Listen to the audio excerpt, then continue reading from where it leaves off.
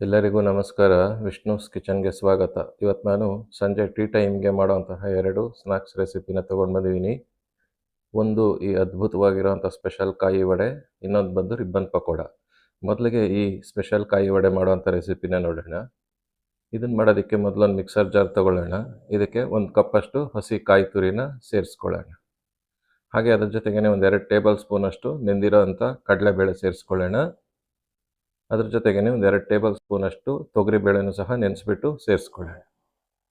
ಇದ್ರ ಜೊತೆಗೆ ಖಾರಕ್ಕೆ ಒಂದು 2 ಗುಂಟೂರು ಮೆಣಸಿನ್ಕಾಯಿ, ಹಾಗೆ ಅದ್ರ ಜೊತೆಗೇ ಒಂದು 6 ಬ್ಯಾಡಗಿ ಮೆಣಸಿನ್ಕಾಯಿನ ಸೇರಿಸ್ಕೊಳ್ಳೋಣ. ಮತ್ತು 1 ಟೇಬಲ್ ಸ್ಪೂನಷ್ಟು ಜೀರಿಗೆನೂ ಸಹ ಸೇರಿಸ್ಕೊಳ್ಳೋಣ. ಒಂದು ಅರ್ಧ ಟೀ ಸ್ಪೂನಷ್ಟು ಇಂಗು ಸೇರಿಸ್ಕೊಳ್ಳೋಣ. ಹಾಗೆಯೇ ರುಚಿಗೆ ತಕ್ಕಷ್ಟು ಉಪ್ಪನ್ನು ಸಹ ಸೇರಿಸ್ಕೊಳ್ಳೋಣ. ಇದಕ್ಕೆ ಒಂದು ಸ್ವಲ್ಪ ನೀರು ಸೇರಿಸಿ ನುಣ್ಣಗೆ ರುಬ್ಕೊಳ್ಬೇಕು. ಇದನ್ನು ನೋಡಿ, ಈ ಥರ ಇರಬೇಕು. ತುಂಬ ಜಾಸ್ತಿ ನೀರನ್ನು ಸೇರಿಸಬಾರ್ದು. ಈಗ ಈ ರುಬ್ಬಿರೋ ಅಂಥ ಮಿಶ್ರಣನ ಒಂದು ಪಾತ್ರೆಗೆ ಹಾಕ್ಕೊಳ್ಳೋಣ ಅಥವಾ ಮಿಕ್ಸಿಂಗ್ ಬೌಲ್ಗೆ ಸೇರಿಸ್ಕೊಳ್ಳೋಣ. ಇದು ತುಂಬಾ ರುಚಿಯಾಗಿರುತ್ತೆ.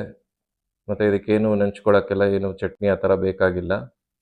ಈಗ ಇದಕ್ಕೆ ಹೆಚ್ಚಿರೋ ಅಂಥ ಕರಿಬೇವು ಒಂದೆಷ್ಟು ಸಣ್ಣದಾಗಿ ಹೆಚ್ಚಿಬಿಟ್ಟು ಸೇರಿಸ್ಕೊಳ್ಳೋಣ. ಅಕ್ಕಿ ಹಿಟ್ಟು 2 ಕಪ್ಪು ಸೇರಿಸ್ಕೊಳ್ಳೋಣ. ಸೇರಿಸ್ಬಿಟ್ಟು ಇದನ್ನೆಲ್ಲ ಚೆನ್ನಾಗಿ ಬೆರೆಸ್ಕೊಳ್ಬೇಕು. ತುಂಬಾ ರುಚಿಯಾಗಿರುತ್ತೆ. ನಿಪ್ಪಟ್ಟಿರುತ್ತಲ್ಲ, ಆ ಥರ ರುಚಿ ಬರುತ್ತೆ ಇದು. ಈಗ ಇದಕ್ಕೆ ಒಂದು 2 ಟೇಬಲ್ ಸ್ಪೂನಷ್ಟು ಎಣ್ಣೆ ಸೇರಿಸ್ಕೊಳ್ಳೋಣ. ಎಣ್ಣೆನೂ ಸಹ ಸೇರಿಸ್ಬಿಟ್ಟು ಇದನ್ನು ಚೆನ್ನಾಗಿ ಬೆರೆಸ್ಕೊಳ್ಬೇಕು. ತುಂಬ ಗಟ್ಟಿಯಾದರೆ ಒಂದು ಸ್ವಲ್ಪ ನೀರು ಚಿಮುಕಿಸ್ಕೊಳ್ಬೇಕು. ತುಂಬ ನೀರೆಲ್ಲ ಹಾಕ್ಕೊಳ್ಬಾರ್ದು. ನೋಡಿ, ಈ ಥರ ಚೆನ್ನಾಗಿ ಕಲಿಸ್ಕೊಳ್ಬೇಕು. ನಾದಿ ಈ ಥರ ಕಲಿಸ್ಕೊಳ್ಬೇಕು. ಈ ಥರ ಹದ ಇರಬೇಕು ಹಿಟ್ಟು. ನೋಡಿ, ಹೀಗೆ ಈ ಥರ ಹದ ಬಂದಮೇಲೆ ಈ ಹಿಟ್ಟನ್ನು ಒಂದು ಬಾಳೆ ಎಲೆ ಅಥವಾ ಈ ಥರ ಒಂದು ಬೇಕರ್ ಪೇಪರ್ ಮೇಲೆ ಸ್ವಲ್ಪ ಎಣ್ಣೆ ಸವರ್ಬಿಟ್ಟು ಸಣ್ಣ ನಿಂಬೆಹಣ್ಣಿನ ಗಾತ್ರದ ಉಂಡೆಗಳನ್ನ ಮಾಡ್ಕೊಳ್ಬೇಕು.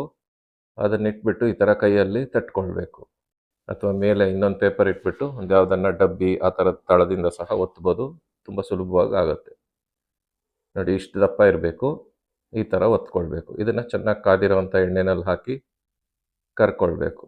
ನಾವು ಹಿಂದೆನೇ ಒಂದು ಕಾಯಿ ವಡೆ ಅಂತ ಒಂದು ರೆಸಿಪಿನ ಶೇರ್ ಮಾಡ್ಕೊಂಡಿದ್ದೆ ನಿಮ್ಮ ಜೊತೆಯಲ್ಲಿ, ಕಾಯಿ ವಡೆ ಮತ್ತು ಸೋರೆಕಾಯಿ ಸಾಗು ಅಂತ. ಆ ವಿಡಿಯೋನಲ್ಲಿ ನಿಮ್ಗೆ ಹೇಳಿದ್ದೆ ಈ ಥರ ಒಂದು ಕಾಯಿ ವಡೆ ಅಂತ ಸ್ಪೆಷಲ್ ರೆಸಿಪಿನ ಹಂಚ್ಕೊಳ್ತೀನಿ ಅಂತ. ಅದೇ ರೆಸಿಪಿ ಇದು. ಇದನ್ನು ಚೆನ್ನಾಗಿ ಮಧ್ಯಮ ಊರಿನಲ್ಲಿ ಗರ್ಗರಿ ಆಗೋವರೆಗೂ ಕರ್ಕೊಳ್ಬೇಕು. ಅದರಲ್ಲಿ ಏನು ಮಾಡಿದ್ವಿ, ನಾವು ಹಗುರವಾಗಿ ಕರೆದಿದ್ವಿ. ಅಂದರೆ ಸಾಗು ಜೊತೆಯಲ್ಲಿ ನೆಂಚ್ಕೊಳಕ್ಕಾಗೋ ಥರ ಮೃದುವಾಗಿ ಬರೋ ಥರ. ಇದರಲ್ಲಿ ಏನು ಮಾಡಬೇಕು ಅಂದರೆ ಗರ್ಗರಿ ಆಗಬೇಕದು. ಆವಾಗ ನಿಪ್ಪಟ್ಟು ಥರ ರುಚಿ ಬರುತ್ತೆ, ಗರ್ಗರಿಯಾಗಿರುತ್ತೆ. ಒಂದು 2 ದಿವಸ ಇದನ್ನು ಇಟ್ಕೊಂಡು ತಿನ್ಬೋದು. ಒಂದು 2 ದಿವಸಕ್ಕೆ ಏನಿದು ಹಾಳಾಗಲ್ಲ. ಮತ್ತು ತುಂಬಾ ರುಚಿಯಾಗೂ ಸಹ ಇರುತ್ತೆ. ನೋಡಿ, ಹೀಗೆ. ಮತ್ತು ಮನೆಯಲ್ಲಿ ಮಾಡಿರೋವಂಥ ತಿಂಡಿ ಏನೇನು ಪದಾರ್ಥಗಳು ಹಾಕಿದ್ದೀವಿ ಅಂತ ನಮಗೇ ಗೊತ್ತಿರುತ್ತೆ. ಈ ಥರ ಚೆನ್ನಾಗಿ ಗರ್ಗರಿಯಾಗೋವರೆಗೂ ಕರೆದು ಇದನ್ನು ತೆಗೆದಿಟ್ಕೊಂಡ್ರೆ ಈ ಒಂದು ಸ್ಪೆಷಲ್ ಕಾಯಿ ವಡೆ ತಯಾರಾಗುತ್ತೆ. ತುಂಬಾ ರುಚಿಯಾಗಿರುತ್ತೆ. ಇದು ಕರಾವಳಿ ಕಡೆ ಎಲ್ಲ ಮಾಡುವಂತಹ ಒಂದು ಸಾಂಪ್ರದಾಯಿಕ ತಿಂಡಿ. ಅದನ್ನು ನಾವು ಪ್ರಯತ್ನ ಮಾಡಿದ್ದೀವಿ ಇಲ್ಲಿ.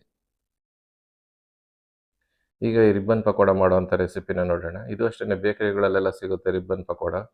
ಬಟ್ ಅವ್ರು ಏನೇನು ಪದಾರ್ಥ ಹಾಕಿರ್ತಾರೆ, ಯಾವ ಎಣ್ಣೆ ಉಪಯೋಗಿಸಿರ್ತಾರೆ ಅಂತ ನಮಗೆ ಗೊತ್ತಿರಲ್ಲ. ಈ ಥರ ನಾವೇ ಮನೆಯಲ್ಲಿ ಸುಲಭವಾಗಿ ಇದನ್ನು ಮಾಡ್ಕೊಳ್ಬೋದು.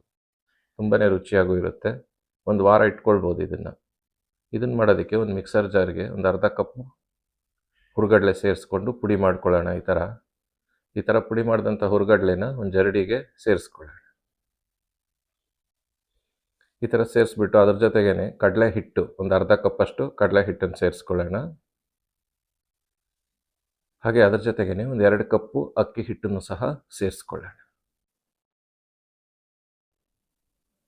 ಸೇರಿಸ್ಬಿಟ್ಟು ಇದನ್ನೆಲ್ಲ ಜರಡಿ ಆಡ್ಕೊಳ್ಳೋಣ. ಈ ಥರ ಜರಡಿ ಆಡೋದ್ರಿಂದ ಹಿಟ್ಟಲ್ಲಿ ಏನಾದರೂ ನುಚ್ಚಂಥ ಅಂಶಗಳಿದ್ದರೆ ಅದೆಲ್ಲನೂ ಸಹ ಆಚೆ ಕಡೆ ಬರುತ್ತೆ. ಮತ್ತು ಹಿಟ್ಟೆಲ್ಲ ಒಂದಕ್ಕೊಂದು ಚೆನ್ನಾಗಿ ಬೆರ್ಕೊಳ್ಳುತ್ತೆ. ಅದಕ್ಕೆ ಈ ಥರ ಜರಡಿ ಆಡೋದು. ಮತ್ತು ಹಗುರ ಆಗುತ್ತೆ ಹಿಟ್ಟು, ಕಲ್ಸಕ್ಕೆ ಅನುಕೂಲ ಆಗುತ್ತೆ. ಈಗ ಇದಕ್ಕೆ ಒಂದು 2 ಟೀ ಸ್ಪೂನಷ್ಟು ಅಚ್ಚ ಖಾರದ ಪುಡಿನ ಸೇರಿಸ್ಕೊಳ್ಳೋಣ. ಸಾಧಾರಣ 1.5 ಟೀ ಸ್ಪೂನಷ್ಟು ಪುಡಿ ಉಪ್ಪನ್ನು ಸೇರಿಸ್ಕೊಳ್ಳೋಣ, ಅಥವಾ ರುಚಿಗೆ ತಕ್ಕಷ್ಟು ಉಪ್ಪನ್ನು ಸೇರಿಸ್ಕೊಳ್ಳೋಣ. ಹಾಗೆಯೇ ಒಂದು ಅರ್ಧ ಟೀ ಸ್ಪೂನಷ್ಟು ಓಂ ಕಾಳು, ಇದನ್ನು ಅಂಗೈಯಲ್ಲಿ ಚೆನ್ನಾಗಿ ಉಜ್ಜಿಬಿಟ್ಟು ಸೇರಿಸ್ಕೊಳ್ಬೇಕು. ಅದರ ಪರಿಮಳ ಎಲ್ಲ ಚೆನ್ನಾಗಿ ಬಿಟ್ಕೊಳ್ಳುತ್ತೆ ರುಚಿ, ಅದಕ್ಕೋಸ್ಕರ. ಹಾಗೆಯೇ ಇದಕ್ಕೆ ಒಂದು 1/4 ಟೀ ಸ್ಪೂನಷ್ಟು ಇಂಗು ಸೇರಿಸ್ಕೊಳ್ಳೋಣ. ಬೆಣ್ಣೆ ಒಂದು 2 ಟೇಬಲ್ ಸ್ಪೂನಷ್ಟು ಬೆಣ್ಣೆನ ಇದಕ್ಕೆ ಸೇರಿಸ್ಕೊಳ್ತಾ. ಬೆಣ್ಣೆ ಇಲ್ಲ ಅಂತಂದರೆ ಎಣ್ಣೆನ ಕಾಯಿಸ್ಬಿಟ್ಟು ಸಹ ಸೇರಿಸ್ಕೊಳ್ಬೋದು. ಎಣ್ಣೆ ಕಾಯಿಸಿ ಹಾಕಿದರೆ ಸ್ವಲ್ಪ ಗರ್ಗರಿಯಾಗಿ ಬರುತ್ತೆ, ಬಟ್ ಗಟ್ಟಿ ಬರುತ್ತೆ. ಬೆಣ್ಣೆ ಹಾಕಿದರೆ ತುಂಬಾ ಮೃದುವಾಗಿ ಬರುತ್ತೆ. ಇದನ್ನೆಲ್ಲ ಚೆನ್ನಾಗಿ ಬೆರೆಸ್ಕೊಳ್ಬೇಕು, ಕಿವುಚಿ ಬೆರೆಸ್ಕೊಳ್ಬೇಕು. ಜಿಡ್ಡಿನಂಶ ಎಲ್ಲ ಹಿಟ್ಟೊಳಗಡೆ ಸೇರಿಕೊಳ್ಬೇಕು ಆ ಥರ. ಆಮೇಲೆ ನೀರನ್ನು ಸ್ವಲ್ಪನೇ ಹಾಕಿ ಹಿಟ್ಟು ಕಲಿಸ್ಕೊಳ್ಬೇಕು. ಬಿಸಿನೀರು ಎಲ್ಲ ಆ ಥರದ್ದೇನು ಅವಶ್ಯಕತೆ ಇಲ್ಲ. ಮಾಮೂಲಿ ನೀರು, ರೂಮ್ ಟೆಂಪ್ರೇಚರಲ್ಲಿರೋ ನೀರನ್ನು ಸೇರಿಸ್ಕೊಳ್ಬೋದು. ಸೇರಿಸ್ಬಿಟ್ಟು ಈ ಥರ ತುಂಬ ಮೃದುವಾಗೂ ಇರಬಾರ್ದು, ತುಂಬ ಗಟ್ಟಿನೂ ಇರಬಾರ್ದು, ಈ ಹದಕ್ಕೆ ಮಾಡಿಕೊಳ್ಬೇಕು. ಅಂದರೆ ನಾವು ಚಕ್ಲಿ ಹಿಟ್ಟೆಲ್ಲ ಕಲಿಸ್ತೀವಲ್ಲ ಆ ಹದ ಇರಬೇಕು. ಈಗ ಈ ಒರಳಿಗೂ ಸ್ವಲ್ಪ ಎಣ್ಣೆ ಎಲ್ಲ ಹಚ್ಕೊಂಬಿಡೋಣ.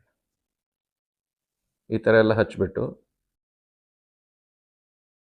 ಇದು ಸಾಧಾರಣ ಈ ಥರ ಬರುತ್ತೆ, 2, 4, 3 ಇರೋದು. ನಮ್ಗೆ ಯಾವ್ದು ಅನುಕೂಲನೋ ಅದನ್ನು ಹಾಕ್ಕೊಳ್ಬೇಕು. ಒಂದಿರೋದು ಹಾಕಿದರೆ ತುಂಬ ಅಗಲವಾಗಿ ಚೆನ್ನಾಗಿ ಬರುತ್ತೆ. ಅದಕ್ಕೆ ನಾನು ಒಂದಿರೋ ಅಂತ ಇದನ್ನು ಉಪಯೋಗಿಸ್ತಾ ಇದ್ದೀನಿ. ನೀವು 3 ಇರೋದು ಆ ಥರದ್ದೆಲ್ಲ ಉಪಯೋಗಿಸ್ಬೋದು. ಬೇಗ ಆಗುತ್ತೆ 3, 4 ಇರೋದ್ರಲ್ಲಿ ಮಾಡಿದರೆ. ಸ್ವಲ್ಪ ಅಗಲ ಕಮ್ಮಿ ಬರುತ್ತೆ ಅಷ್ಟೇ. ನೋಡಿ, ಇದನ್ನೊಂದು ಸಲ ಚೆಕ್ ಮಾಡ್ಕೊಳ್ಬೇಕು. ಈ ಥರ ಎಣ್ಣೆ ಕಾದಿದೆಯಾ ಅಂತ ಒಂದು ಸಲ ನೋಡಿಕೊಂಡು, ಕಾದಿರೋ ಅಂಥ ಎಣ್ಣೆ ಒಳಕ್ಕೆ ಇದನ್ನು ಡೈರೆಕ್ಟಾಗಿ ಹೀಗೇ ನೇರವಾಗಿ ಹಿಂಡೋ ಅಂಥದ್ದು. ಈ ಥರ ನೋಡಿ, ಹೀಗೆ ಕೈ ಸ್ವಲ್ಪ ಮೇಲಿಟ್ಕೊಳ್ಬೇಕು. ಎಣ್ಣೆದು ಬಿಸಿ ಹಬೆ ತಾಗ್ದಿರ ಇರೋ ಥರ.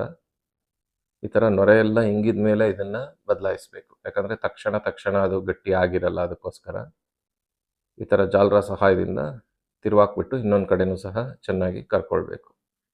ಚೆನ್ನಾಗಿ ಗರ್ಗರಿ ಆಗಬೇಕು, ಅಲ್ಲಿವರೆಗೂ ಇದನ್ನು ಕರಿಬೇಕು. ಮಧ್ಯಮ ಉರಿ ಇರಬೇಕು. ಹಾಕೋವಾಗ ಉರಿ ಜೋರಿರಬೇಕು. ನೋಡಿ, ಇವಾಗ ಗರ್ಗರಿ ಆಗಿದೆ, ನೋಡಿದ್ರೇ ಗೊತ್ತಾಗ್ತಾ ಇದೆ. ಈ ಥರ ಗರ್ಗರಿ ಆಗೋವರೆಗೂ ಕರೆದು ತೆಗೆದಿಟ್ಕೊಳ್ಬೇಕು. ಇದೇ ಥರನೇ ಎಲ್ಲದನ್ನು ಸಹ ಕರೆದು ತೆಗೆದಿಟ್ಕೊಂಡ್ರೆ ಈ ಒಂದು ರಿಬ್ಬನ್ ಪಕೋಡನೂ ಸಹ ತಯಾರಾಗುತ್ತೆ. ಈ ಒಂದು ಸ್ಪೆಷಲ್ ಕಾಯಿ ವಡೆ ಮತ್ತು ಈ ಒಂದು ರಿಬ್ಬನ್ ಪಕೋಡ, ಈ 2 ಸ್ನ್ಯಾಕ್ಸ್ ರೆಸಿಪಿ ನಿಮ್ಗೆ ಇಷ್ಟ ಆಗಿದ್ರೆ ನಮ್ಮ ವಿಡಿಯೋನ ಲೈಕ್ ಮಾಡಿ, ಕಮೆಂಟ್ ಮಾಡಿ, ಶೇರ್ ಮಾಡಿ, ನಮ್ಮ ಚಾನಲ್ನ ಸಬ್ಸ್ಕ್ರೈಬ್ ಮಾಡಿ.